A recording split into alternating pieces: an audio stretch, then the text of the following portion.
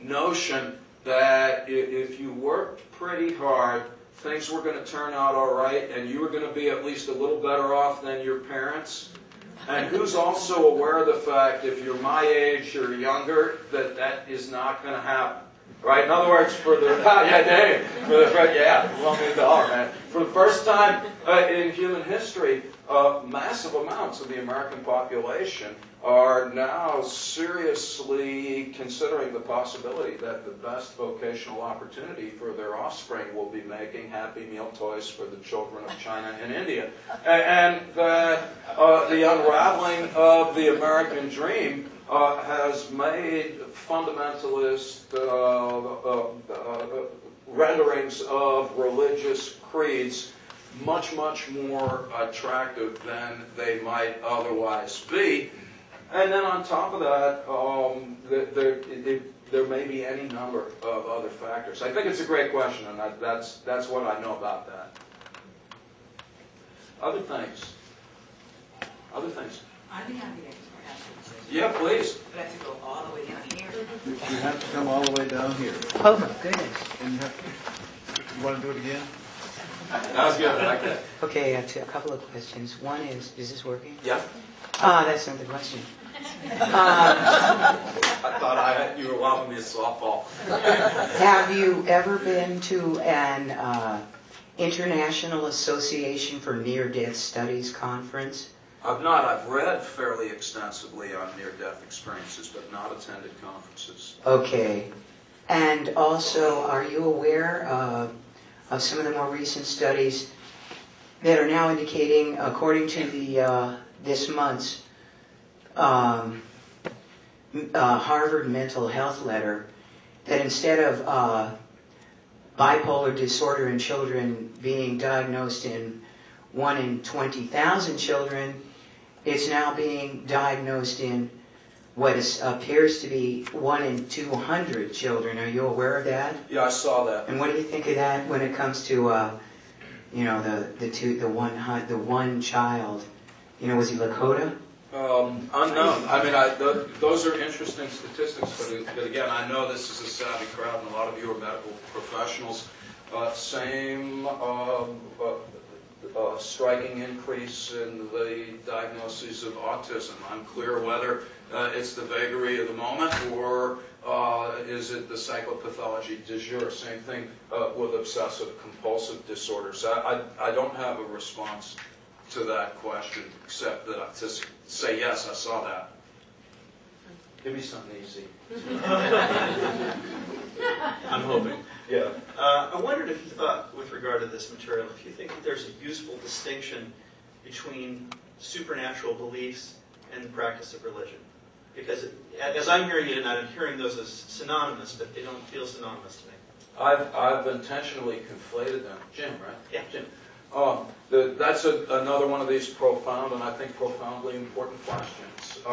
The people that the evolutionary psych types, they've kind of conflated that because the argument is that that's the only thing that all religions have in common.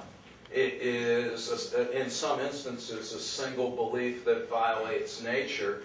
Other folks say, you're mixing the proverbial apple and orange. And those of us that grew up in the 60s and 70s and the 1800s remember that this has been with us since America started. Remember, we've been a devoutly religious nation on the one hand, and an equally and profoundly secularly spiritual nation on the other.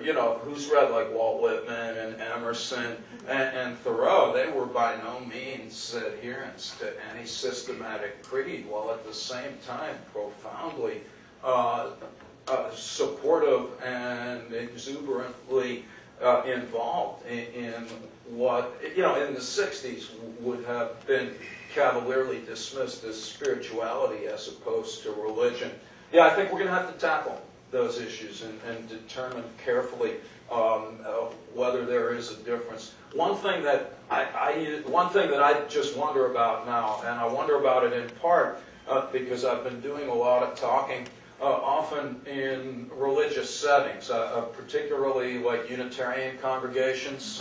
And one of the things that I hear and I find compelling is that individual spiritual quests can be profound and profoundly important, but they lack the interpersonal connection with our fellow human beings. And so some people say, well, you know, the minute someone else is practicing with you, well, then you're in the religious domain.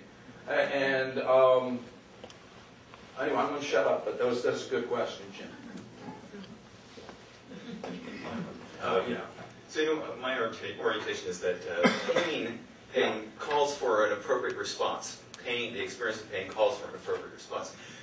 Is there an appropriate response that's called for in the awareness of mortality? And if we can find what the appropriate response is, would it mitigate the mortality salience kind of data? Yeah, I don't know, and if we could, it should. So, no, I know I'm being terse in part because I'm tired.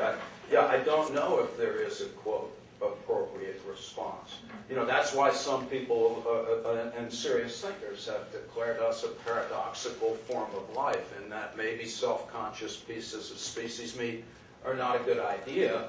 On the other hand, I think if the things that I've talked about this evening and that Becker emphasized throughout his life are true, then we better start looking. And once we do, try and parlay that into constructive therapeutic interventions broadly defined. Yeah, I think that's good. I don't want to tax your attention too much. How about if we dissolve and just linger and mingle for a while? I think that's awesome. Thank you so much. Thank you, Sheldon. Thank you so much.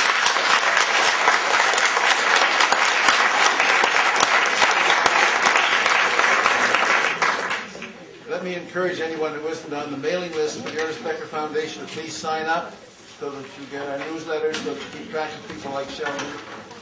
Thanks very much for coming.